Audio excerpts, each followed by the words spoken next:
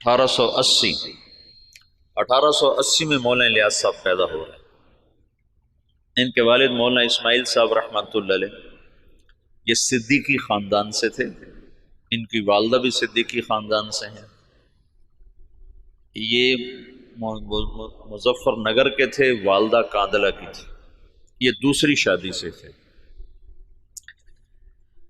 نظام الدین میں ایک مغلوں کی عمارت بنی ہوئی ہے، 64 کھمبا اس کو کہتے ہیں، 64 کھمبا۔ اس کا جو گیٹ ہے، یہ جیسے ہمارا گیٹ چھتا ہوا ہے، آگے چھت ہے، ایسے وہ چھتا ہوا گیٹ ہے، اس کے اوپر ایک پرانی برادری سی تھی، اس میں وہ رہا کرتے تھے مولانا اسماعیل صاحب، مولانا الیاس صاحب کے والد۔ وہاں سے ہجرت کر کے آئے اور اس پرانی مسجد کو انہوں نے آباد کیا۔ یہاں وہ کیسے پہنچے؟ یہ 1876 کی بات ہے، تقریباً 76 کی بات۔ یہاں وہ کیسے پہنچے اس کا کچھ پتہ نہیں، کیسے آئے، کس جذبے کے تحت آئے، کون لے کر آیا تھا، اللہ کا غیبی نظام۔ چونکہ یہ جگہ غیر آباد تھی، یہاں مرزا الہی بخش تھا، اس کی یہ جاگیر تھی۔ مرزا الہی بخش یہ بہادر شاہ ظفر کا سمد ہی تھا، یعنی بہادر شاہ ظفر کے بیٹے سے اس کی بیٹی کی شادی ہوئی تھی، اور مرزا الہی بخش بھی انگریزوں سے مل گیا تھا، اور وہ بھی جنگ آزادی کے ختم کرانے والوں میں ایک کردار تھا، اور غداری کا اس نے بھی بڑا صلہ پایا تھا۔ یہ مسجد مرزا الہی بخش نے بنوائی تھی، چھوٹی سی، ابھی تک وہ مسجد باقی ہے۔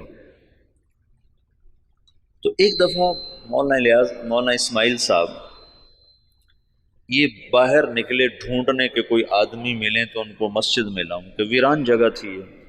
تو کچھ لوگ جا رہے تھے دلی، یہ میوات سے پہلا تعارف ہونے لگا، تو ان سے پوچھا بھئی آپ لوگ کہاں جا رہے ہو؟ کہ جی دلی جا رہے ہیں مزدوری کرنا۔ تو انہوں نے کہا اگر میں مزدوری دے دوں تو میرے ساتھ چلو گے؟ کہاں تمہارے ساتھ چلو؟ ایک دن کی مزدوری 2 آنے تھی، 2 آنے۔ تو وہ 5-6 آدمیوں کو لے کر مسجد میں آ گئے اور ان کو وضو سکھایا، طہارت، نماز سکھا کر سارا دن اپنے ساتھ رکھا۔ پھر تعارف پہ پتہ چلا کہ یہ میواتی ہیں۔ میواتی کون ہیں؟ اس کے بارے میں مورخین کی رائے یہ ہے کہ یہ جو ہندوستان کی قدیم قومیں ہیں ان میں سے ہیں میواتی۔ ایک تو ہے نا آریہ نسل جو وسط ایشیا سے آئے اور انہوں نے پورے ہندوستانی خطے پر قبضہ کیا۔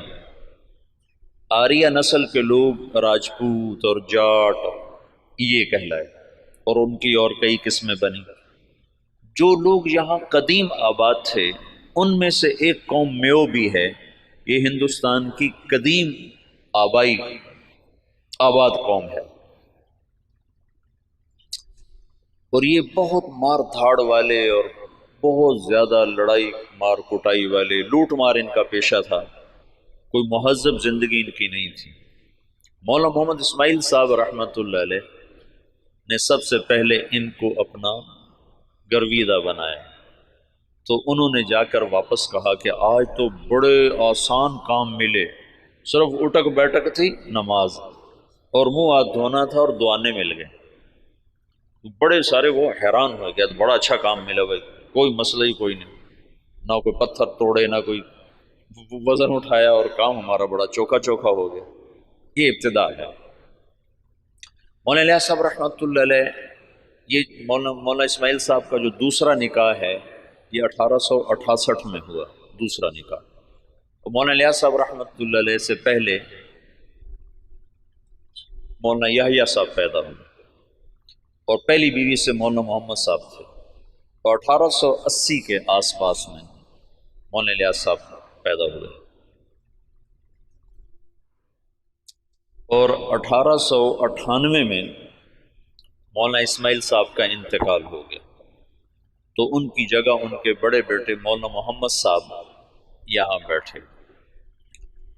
1918 میں ان کا بھی انتقال ہو گیا۔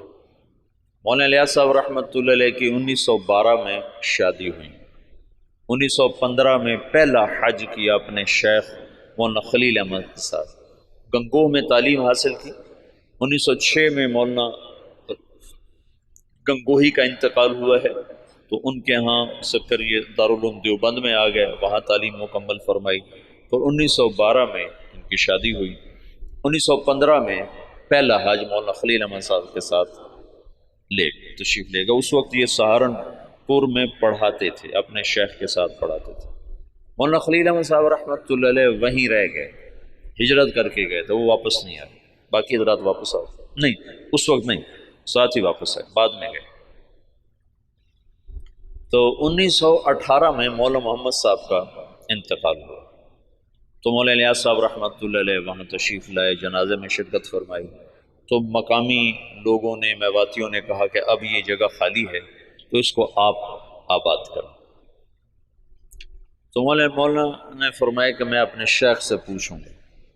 تو پھر وہ تشریف لائے سہارنپور، اور مولانا خلیل احمد صاحب سے درخواست کی کہ اس طرح لوگ چاہتے ہیں، میں کیا کروں؟ تو انہوں نے یہ فرمایا تم 1 سال کی چھٹی لے کے چلے جاؤ، اگر تمہارا دل لگے تو وہاں رہ جانا، نہ لگے تو پھر واپس آ جانا، مدرسہ سے تمہارا رابطہ نہ ختم ہو، چھٹی لے لو۔ وہ چھٹی کی جو درخواست لکھی تھی نا، وہ پرانے سہارنپور کے مدرسہ میں ابھی بھی محفوظ پڑی ہوئی۔ 1918 میں مولانا الیاس صاحب تشریف لائے نظام الدین۔ ابھی تبلیغ نام کی کوئی شے ان کے ذہن پر کوئی نہیں۔ 1918 میں شدھی کی تحریک چل پڑی۔ شدھی کیا تھی کہ ہندوؤں نے یہ تحریک چلائی کہ مسلمانوں کو ہندو بناؤ، اور بنیاد انہوں نے یہ اٹھائی کہ مسلمان تو باہر سے آئے، ہم تم ایک قوم ہیں، اوپر جا کر ہم سب کے رشتے ایک ہیں، تو یہ باہر سے مسلمان کون تھے جنہوں نے آ کر ہمارا مذہب بگاڑ دیا، لہٰذا ہم سب کو ایک ہونا چاہیے۔ یہ تحریک بڑے زور سے چلی، تو مولانا الیاس صاحب رحمۃ اللہ علیہ اس پر بڑے پریشان ہوئے کہ اس کا میں کیا حل کروں۔ تو انہوں نے جاتے ہی میوات میں مدارس کی بہتات، چھوٹے چھوٹے مکتب، اور اس میں اپنا سب کچھ لگایا، بیوی کا زیور بھی لگا دیا، سینکڑوں چھوٹے چھوٹے مکتب میوات میں کھولے۔ ایک دفعہ میوات میں گئے ہوئے تھے مریدوں کے پاس، تو ایک نوجوان آیا، ہاتھ میں کڑا، بڑی بڑی مونچھیں، داڑھی صاف۔ کسی نے کہا یہ آپ کے مدرسے سے فارغ التحصیل حافظ قرآن ہے۔ کہنے کہ حافظ، اس کا یہ حلیہ کیوں ہے؟ کہ یہ ماحول کی وجہ سے۔ تو یہ پہلی چوٹ لگی، اور دل میں خیال آیا جب تک تمام طبقات میں دین نہیں آتا تو چند طبقوں میں دین کا لانا یا چند طبقات میں دین کا آنا یہ نہ کافی ہے، نہ یہ ذریعہ نجات ہے، پوری امت کا مسئلہ ہے۔ تو مدرسوں سے ایک دم دل بجھ گیا، دل ہٹ گیا، بند نہیں کیے لیکن طبیعت بند ہو گئی، دل ہٹ گیا۔ اور واعظین اس زمانے میں شدھی کی تحریک کے ٹکر میں علماء نے وعاظ کو بھیجنا شروع کیا تھا کہ مختلف شہروں میں جا کر، دیہاتوں میں جا کر تبلیغ کرو۔ تو مولانا الیاس صاحب نے بھی اپنے واعظ بھیجنے شروع کیے، لیکن وہ جاتے تھے جہاں تک سڑک ہوتی تھی، جہاں سڑک نہیں ہوتی تھی وہاں نہیں جاتے تھے، یا جہاں کوئی آسائش نہیں ہوتی تھی وہاں نہیں جاتے تھے۔ پھر طبیعت اس سے بھی ہٹ گئی، پھر خانقاہی سلسلہ شروع کیا، اور نظام الدین میں بیعت کا سلسلہ، اس سے پہلے بیعت نہیں فرماتے تھے، پھر بیعت کا سلسلہ شروع کیا۔ تو بہت جلدی مریدوں میں ترقی ہونے لگی، اور مریدوں کا اضافہ بھی، اور مریدوں کے تزکیہ کے حالات بھی بڑے اچھے۔ لیکن کچھ عرصے کے بعد خیال آیا کہ کتنے لوگ میرے مرید ہو جائیں گے، 1,00,000 2 لاکھ، تو عامت الناس کا کیا کروں؟ ابھی اللہ تعالیٰ فطرت خود ہی کرتی ہے لالے کے حنا بندی، پھول کو سرخی کوئی نہیں پہناتا، اللہ ہی اسے سرخ کرتا ہے۔ تو طبیعت ہٹتی گئی، مدرسوں سے ہٹ گئی، خانقاہ سے ہٹ گئی کہ خانقاہ بھی ایک جزئی کام ہے، مدرسہ بھی ایک جزئی کام ہے، اور واعظ تقریر بھی ایک، پیسے دو تو جاتے ہیں، پیسے نہ دو تو جاتے نہیں۔ تو بے قراری بڑھتی گئی اور کوئی حل نظر نہیں آیا۔ تو 1926 میں، اس سے قبل مولانا خلیل صاحب وہ ہجرت کر کے اور تشریف لے گئے، مدینہ منتقل ہو گئے تھے۔ تو 1926 میں حج پہ تشریف لے گئے، ہجرت کی نیت کر کے کہ میں اب واپس نہیں آؤں گا، وہیں رہوں گا۔ 1925 میں گئے تھے، 1926 میں واپس آ گئے۔ یہ نیت کر لی تھی کہ اب میں واپس نہیں آؤں گا، ادھر ہی رہوں گا۔ جب یہ مکہ پہنچے تو ان کو خواب میں اللہ کے رسول کی زیارت ہوئی۔ تو انہوں نے پوچھا یا رسول اللہ، میں امت کی بہتری کے لیے کیا کروں، امت کی ہدایت کے لیے کیا کروں؟ تو اللہ کے رسول نے فرمایا جیسے میں نے مکے میں کام کیا تھا تم ویسے کام کرو۔ انہوں نے آگے عرض کی مجھے تو پتہ نہیں مکے میں آپ نے کیسے کام کیا تھا۔ تو اللہ کے نبی نے فرمایا مکی صورتوں میں غور کرو، اللہ تمہیں سکھائے گا۔ یہ مکہ میں دیکھا۔ پھر مدینہ پہنچے تو وہاں پھر اللہ کے رسول کی زیارت ہوئی۔ تو آپ نے ارشاد فرمایا اللہ تم سے کام لے گا، تم واپس جاؤ، واپس اور میرے پاس آؤ۔ تو انہوں نے مولانا خلیل احمد صاحب سے یہ خواب ذکر کیا، وہ وہیں منتقل ہو گئے تھے۔ انہوں نے حضرت مدنی رحمت اللہ علیہ کو مدنی کیوں کہتے ہیں، حسین احمد مدنی، یہ اپنے والد، ان کے والد اپنے پورے خاندان سمیت مدینہ ہجرت کر گئے تھے، پھر ان کا سارا خاندان مدینے میں آباد رہا، یہ بھی مدینہ میں رہے، پھر ہندوستان کے حالات کو دیکھ کر دوبارہ واپس آ گئے تھے اور یہ کہا تھا کہ میں مسلمانوں کو تنہا نہیں چھوڑ سکتا، میں مدینے میں رہوں اور مسلمان مشقت میں ہوں۔ تو مدینے کا قیام قربان کیا تھا اور واپس تشریف لے آئے ہندوستان۔ یہاں اللہ نے ان سے بہت بڑا کام لیا، تو اس لیے ان کو مدنی کہتے ہیں۔ تو ان کے بھائی تھے سید احمد، وہ وہاں پہلے انہوں نے اتنا فقر دیکھا کہ حضرت مدنی فرماتے ہیں میرے والد سبزی منڈی جاتے تھے شام کو، تو جو سبزی وہاں گلی ہوئی سڑی ہوئی لوگ پھینک کے چلے جاتے تھے نا، وہ اٹھا کے لاتے تھے، پھر اس کو صاف کر کے خالی ابال کے ہم کھاتے تھے کہ اس میں نمک مرچ ڈالنے کا بھی سکت نہیں تھی، اس طرح شروع کے دن تھے۔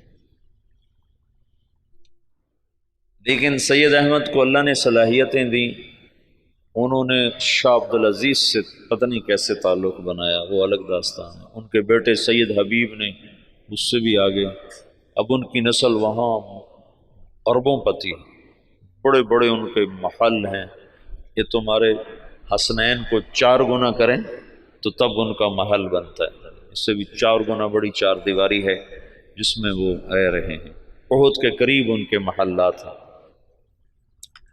تو انہوں نے سید احمد سے ذکر کیا، تو انہوں نے جو مسجد نبوی کے اس وقت منتظم تھے ناظم اعلیٰ، ان سے ذکر کیا۔ تو انہوں نے عشاء کے بعد جب مسجد بند کر دی تو مولانا الیاس صاحب کو بلا کر جالی کا دروازہ کھول کے اندر بھیج دی، تو اندر جالی اور روزے کے درمیان کوئی چاروں طرف دیوار ہے، دروازہ کوئی نہیں، یہ نور الدین زنگی نے اس کو چاروں طرف سے بند کروایا تھا اور نیچے سیسا پگھلا کے ڈالا تھا۔ جب وہ کچھ لوگ آ کر لاش نکالنے کا منصوبہ لے کر آئے تھے، 3 راتیں وہاں سوئے، 3 راتوں میں سارے کام کی یہ تو خود تو عقل سے تو آ نہیں سکتا، سارے کام کو سکھایا گیا، بتایا گیا، اور پھر یہ کہا گیا ہندوستان جاؤ اور جا کر عوام الناس میں کام کرو، علماء میں نہیں، ورنہ وہ مخالفت کریں گے، تو پھر یہ وہاں سے واپس تشریف لائے، 1926 میں پہنچے ہیں، اور پہلے علماء کو جمع کیا اور ان کے سامنے یہ بات رکھی کہ میں یوں کام کرنا چاہتا ہوں، تو کسی ایک نے بھی موافقت نہیں کی سوائے مولانا مدنی صاحب اور مفتی کفایت اللہ صاحب رحمۃ اللہ علیہ۔ ان 2 حضرات نے بات کو لیا اور سمجھا اور کہا کہ ہاں یہ تو دعوت والا کام ہے، لیکن یہ کرے گا کون؟ کہا یہ تو اللہ کرے گا، میرے ذمہ جہد ہے۔ پھر وہ بندہ فنا فی تبلیغ ہو گیا ہے اور دیوانگی چھا گئی، دیوانگی۔ ایک دفعہ بیان کر رہے تھے، گرمیوں کے دن تھے، صحن میں 11 بج گئے، 11 فجر کے بعد شروع ہوئے، گرمیوں میں 11 بج گئے۔ تو ایک مواتی کھڑا کر کے لگا، بھائی نام دے دو ورنہ یہ مر جائے گا، بیچارہ مر جائے گا، نام دے دو، نام دے دو۔ ایسی دیوانگی چھا گئی تھی، اور کوئی شکل نہیں، کوئی جانتا نہیں، اور آگے سامنے میواتی ہیں جن کو دین کی خبر ہی کوئی نہیں، کلمہ نماز کا نہیں پتا تو دعوت کیسے دیں گے؟ 10 برس کی محنت کے بعد ایک جماعت چلے کی تیاری، 10 سال کے بعد تو ان کو ہدایات دی، پھر ان کو روانہ کرتے کرتے 5 میل ان کے ساتھ پیدل چلتے گئے، پیدل چلتے گئے۔ مولانا سعید خان صاحب سے یہ بات میں نے بہت دفعہ سنی، جب ان کو رخصت کرنے لگے تو کہنے لگے کہاں جا رہے ہو؟ ان کا جی دلی جا رہے ہیں۔ کہنے لگے نہیں، لندن پہ چوٹ پڑ گئی، امریکہ پہ چوٹ پڑ گئی، ساری دنیا میں ہدایت کا فیصلہ ہو گیا۔ ایک دفعہ عبداللہ صاحب تشریف فرما تھے، کہنے لگے ہم 5-6 آدمی بیٹھے ہوتے تھے مولانا الیاس صاحب کے آگے، 6-7 اور وہ ہم سے کہتے کہ بھائی ساری دنیا میں جماعتیں بھیجنی ہیں، مشورہ دو کیا کیا جائے۔ تو ہمیں خیال آتا کہ مولانا صاحب بیچارے کتنے پاگل دیوانے ہیں، اور شیخ چلی کی باتیں کرتے ہیں کہ ہم 6-7 آدمی بیٹھے ہیں اور ہمیں کہہ رہے ہیں کہ ساری دنیا میں جماعتیں بھیجنی، مجھے مشورہ دو ہمیں کیا کرنا چاہیے۔ یعنی اللہ تعالیٰ نے اپنی قدرت سے ظاہر کر کے دکھا دیا کہ کیسے سارے عالم میں ہم خود پھر رہے ہیں، تو ساری دنیا سے جماعتیں ہمارے پاس آ رہی ہیں، ہم سے ساری دنیا میں لوگ جا رہے ہیں۔ تو 1926 سے لے کر 1944 نوح میوات میں پہلی بستی ہے جہاں پہلا اجتماع ہوا۔ اس وقت اجتماع نہیں کہتے تھے، جلسہ کہتے تھے، جلسہ، پہلا جلسہ ہوا۔ اور سگا بیٹا محمد یوسف اکلوتا سخت مخالف، وہ کہیں یہ کہ آپ پاگلوں کا کام شروع کر دیں۔ ان کا ذہن ذوق سارا تعلیمی تصنیفی، 21 سال کی عمر میں طحاوی کی شرح لکھی، جو حدیث کی مشکل ترین کتاب ہے طحاوی، اس کی شرح 21 برس کی عمر میں لکھی۔ اور حیات الصحابہ جیسی کتاب تو ساری دنیا کے علماء تسلیم کر گئے کہ سیرت میں یہ وہ شخص بدیع تھا، بدیع سیرت میں، کہ سیرت کے عنوان پر آج تک کسی نے ایسی کتاب نہیں لکھی۔ سیرت کا عنوان ہوتا تھا زید بن ثابت، نیچے اس کی سیرت اور حالات، عمر بن خطاب، نیچے ان کی سیرت، حالات، واقعات اور ان کے فضائل اور مناقب۔ یہی 14 صدی میں تمام مصنفین کا طرز رہا ہے۔ یہ پہلا شخص ہے جس نے اسلوب جدید دیا، بدیع اسلوب، آج تک کوئی یہ اسلوب لے نہ سکا۔ حیات الصحابہ ہے سیرت، لیکن حیات الصحابہ، کیف کانت صلاتہم، کیف کان علمہم، کیف کان جہادہم، اس کے نیچے کئی صحابہ کے واقعات۔ یہ ایک کو عنوان بنا کے نہیں، عنوان صفت کا اور نیچے واقعات مختلف ہیں شخصیات کے۔ یہ پہلی دفعہ ہوا تصنیف و تالیف کی تاریخ میں۔ اس کتاب نے اتنی قبولیت حاصل کی کہ دنیا کے ہر بڑے مکتبے میں حیات الصحابہ پڑھی ہوتی۔ تو ان کا تو ذہن تھا سارا تعلیمی اور تصنیفی، وہ کہیں یہ میرے ابا کو ہو کیا گیا، ان کو اللہ کی طرف سے الہام ہو چکا تھا۔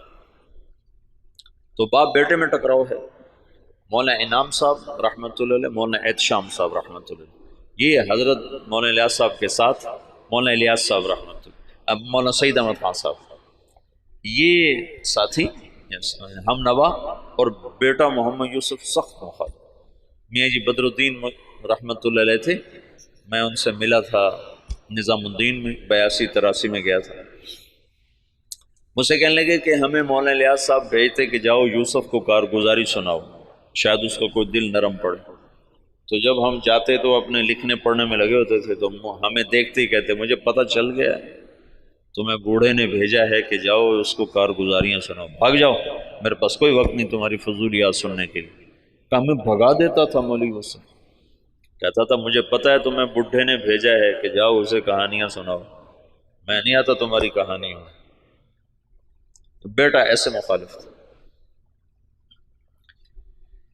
اور علماء عوام خواص بھول چکے تھے کہ دعوت فرض منصبی ہے۔ وَكَذَلِكَ جَعَلْنَاكُمْ أُمَّةً وَسَطًا لِتَكُونُوا شُهَدَاءَ عَلَى النَّاسِ۔ تو شہداء اللہ الناس کا فریضہ پوری امت کے ذمے ہے اور سارا عالم ہمارے ذمے ہے۔ میاں جی بدر الدین، یہی بدر الدین بتاتے ہیں، میں بیان کر رہا تھا تو سامنے کچھ لوگ بیٹھے تھے 10 12 15، تو پیچھے سے مولانا الیاس صاحب آ گئے، کہنے لگے بدر الدین کن میں بیان کر رہے ہو، کن کو سنا رہے ہو، کن کو سنا رہے ہو؟ کہا جی ان کو سنا رہا ہوں، اور جو سامنے بیٹھے ان کو سنا رہا ہوں۔ اے تیرا بھلا ہو جائے، اونٹ کی نیت کر، اونٹ، اونٹ میواتی زبان میں آخری کنارے کو کہتے ہیں، آخری کنارہ، کہ دنیا کے آخری کنارے کی نیت کر کہ میں یہ بات دنیا کے آخری انسان تک کو سنا رہا ہوں۔ ایسے وہ نیت کرواتے تھے۔ اپنی زندگی میں 2 کمرے بنائے تھے مسجد میں داخل ہو کر، جنوب کی طرف، اوپر ان میں کھڑکیاں، کھلی کھلی دروازے، اور یہ فرمایا کہ یہاں غیر ملکی مہمان جب آئیں گے تو ان کو تم نے یہاں ٹھہرانا ہے۔ تو وہ بیچارے ان کے مرید حیران ہوتے کہ ادھر مقامی کوئی نہیں آتا تو غیر ملکی کہاں سے آئیں؟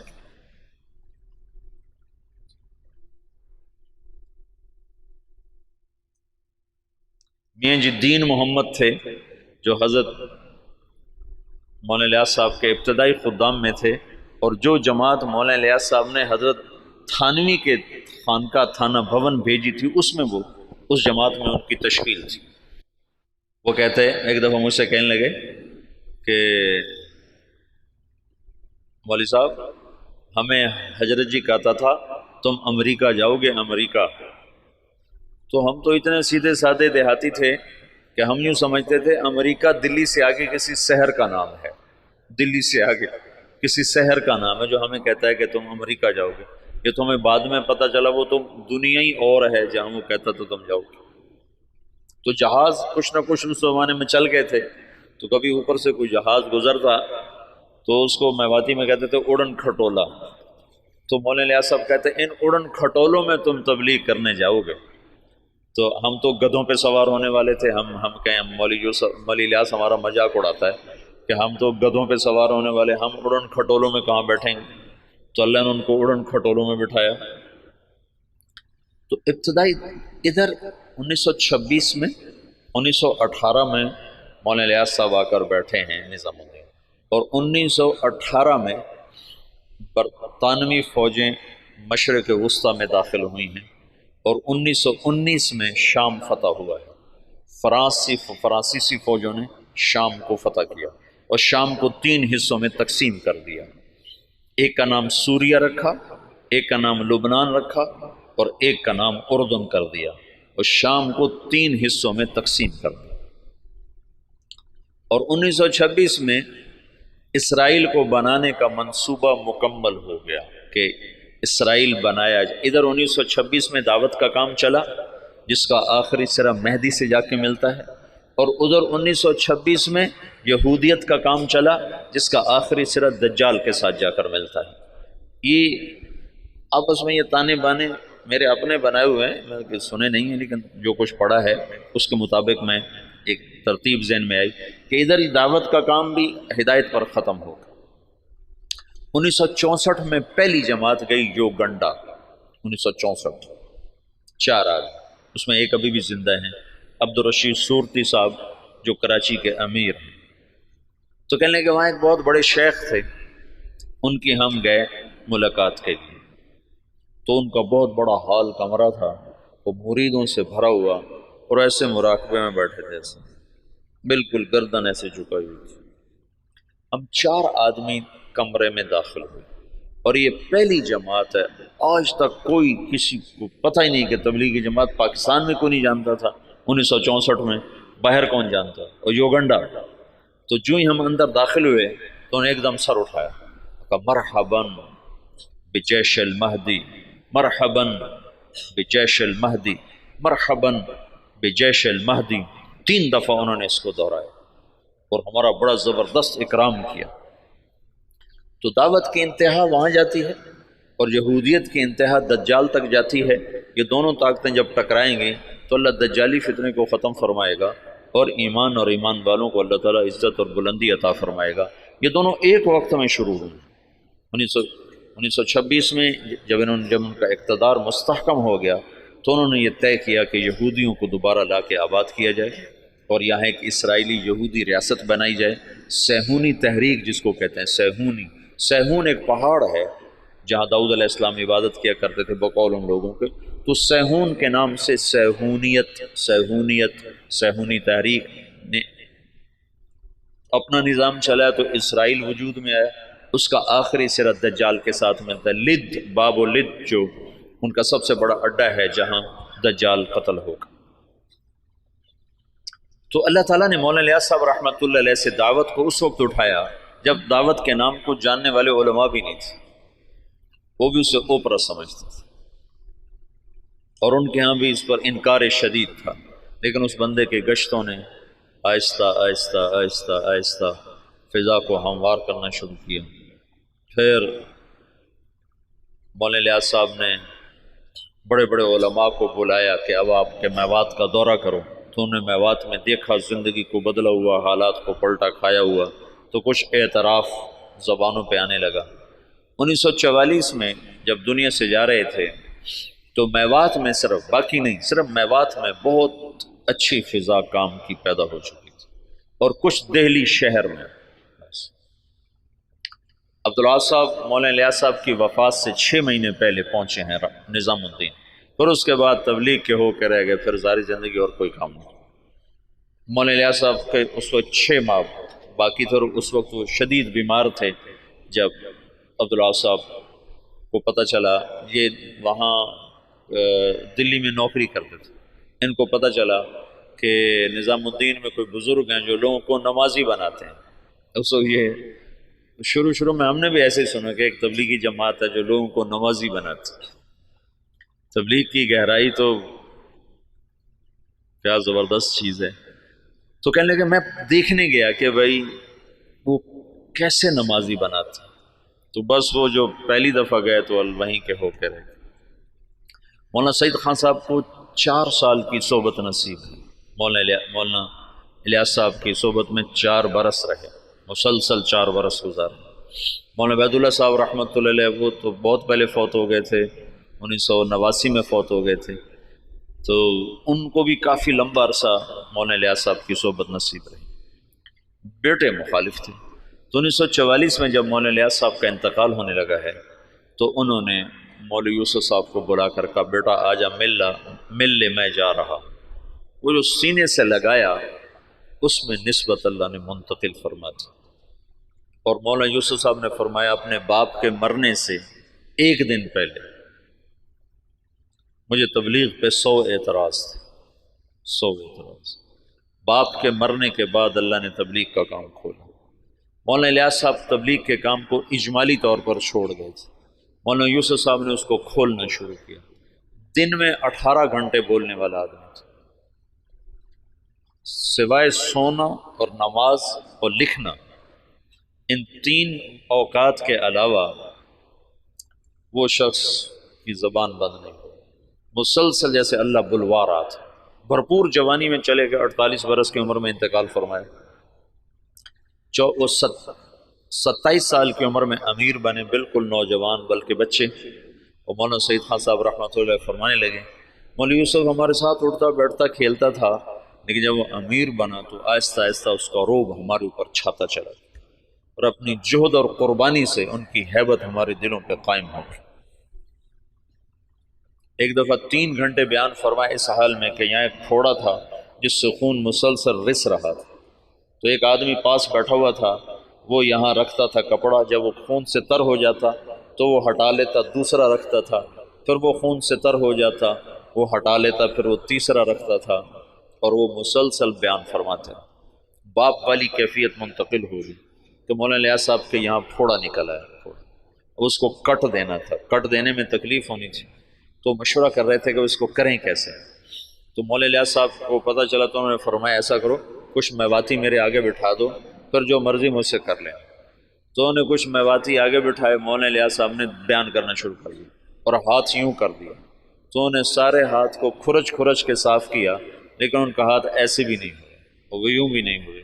اس قدر انہماک اور فنائیت اللہ نے عطا فرما دی باپ بیٹا کو کہ اللہ نے ایک چیز کو وجود دینا تھا، ایک مدت ہوئی تھی، عوام اور خواص کے ذہن سے نکل گیا تھا، اور بس صرف اسلام کو ایک ہی شکل میں دیکھتے تھے کہ حکومت آئے گی تو اسلام آئے گا، حکومت آئے گی تو اسلام آئے گا، طاقت ہاتھ میں ہوگی تو اسلام آئے گا، ورنہ اسلام آ ہی نہیں سکتا۔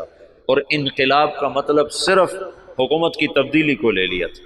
بعض الفاظ ایسے ہیں جو اپنے اصل معنی سے نکل کر مجاز میں اتنے استعمال ہوئے ہیں کہ اصل معنی ویسے ہی ختم ہو کے رہ گیا۔ ان میں سے ایک انقلاب بھی ہے۔ انقلاب تو قلب سے ہے، قلب پر الف نون لگ کر باب انفعال بنا ہے۔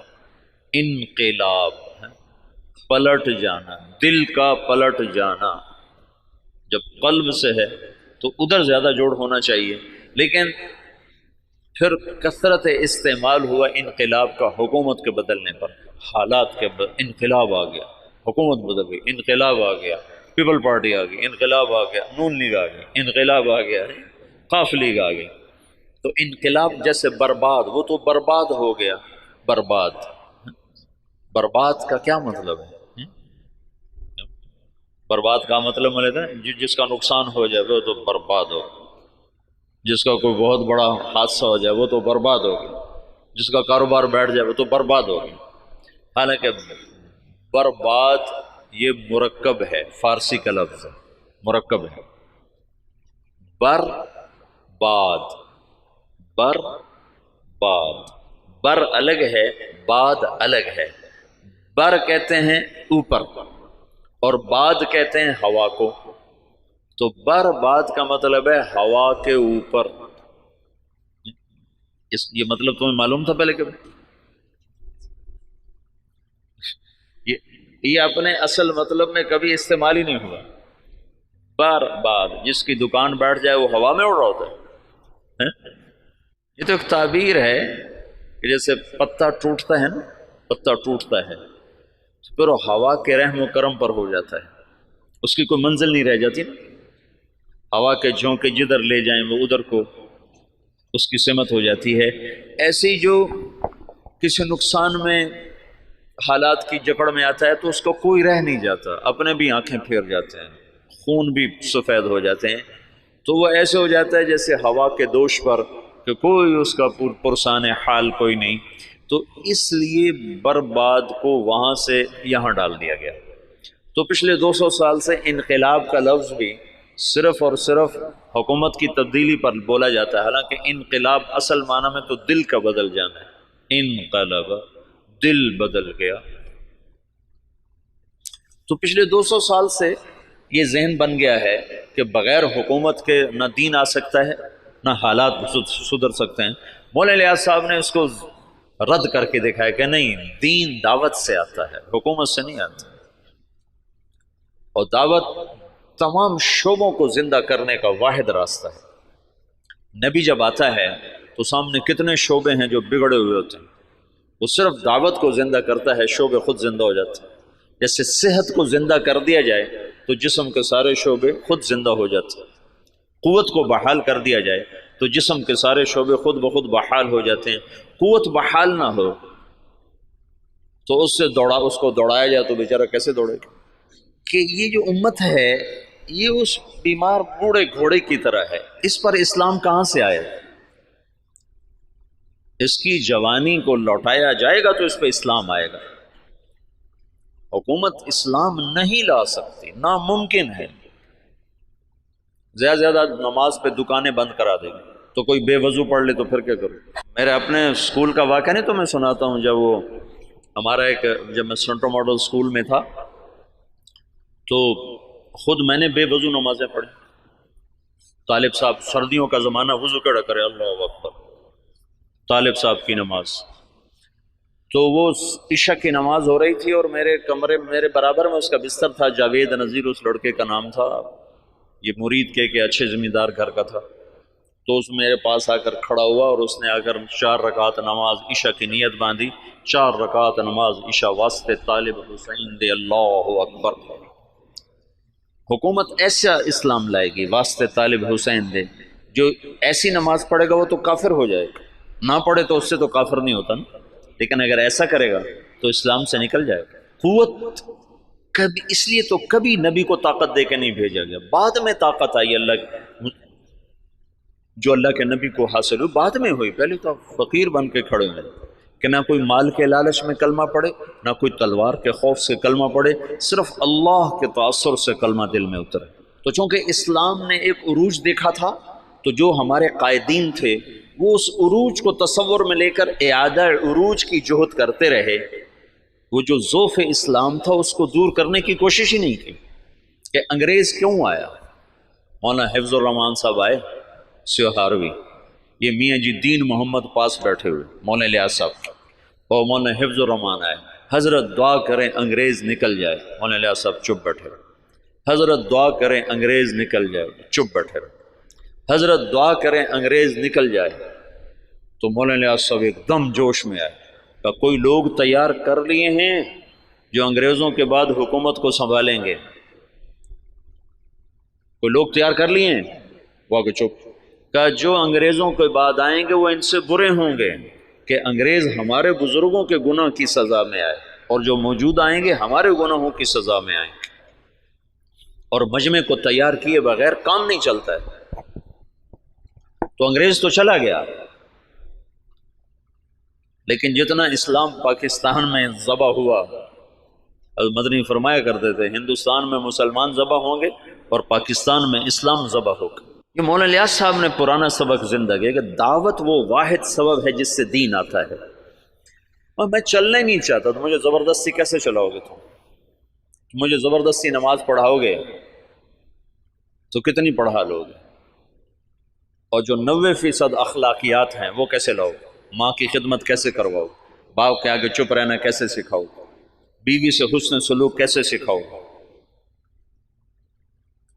وفاداری کیسے سکھاؤ گے؟ رات کو اللہ کے سامنے رونا کہاں سے لاؤ گے؟ جب تم زانی کو کوڑے مارو گے, شادی شدہ کو سنسار کرو گے اور بازار بند کرا دو گے, ٹھیک ہے ہو گئے بند, لیکن نماز کس کو پڑھاؤ گے؟ مجھے مدینہ میں ایک نوجوان ملا دیرہ غازی خان کا, کہنے لگا 10 سال سے مدینے میں بغیر وضو کے نماز پڑھی. 10 سال. کہیے تو میں تمہاری کیسٹیں سنی تو مجھے ہدایت ملی ہے, تو میری بخشش ہو جائے گی؟ میری بخشش ہو جائے گی؟ تو 10 سال مدینے میں بغیر وضو کے نماز پڑھی.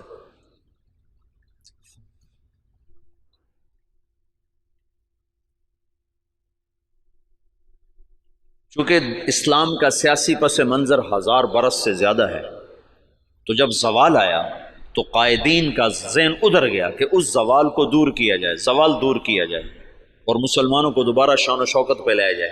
لیکن اس زوال جس وجہ سے آیا تھا اسے دور کرنے کی کوشش کیے بغیر زوال کیسے دور ہوگا؟ جب 95% لوگ بے نمازی ہوں زوال کیسے دور ہوگا؟ جب 100% لوگ بد اخلاق ہوں, ماؤں سے بدتمیز ہوں, باپ کا گریبان پکڑیں, ترازو میں ناپ تول میں کمی کریں, خود جوئے کے اڈے چلائیں, زنا کے اڈے چلائیں, نشے کے اڈے چلائیں, تو ان میں کیسے دین کون لائے گا؟ تو جب اندر ایمان اترتا ہے تو پھر سارے شعبے زندہ ہو جاتے.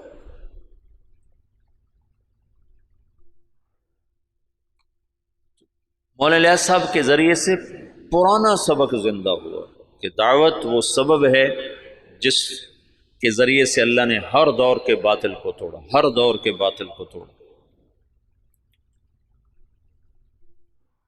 تو 1926 میں یہ کام شروع ہوا, شخصیات کے جانے سے کوئی فرق نہیں پڑا ہے. اور اب عجب العجائب ہے کہ 15 برس ہو چکے ہیں, امیر کوئی نہیں, ایک شورا ہے اور کام اسی طرح چل رہا ہے.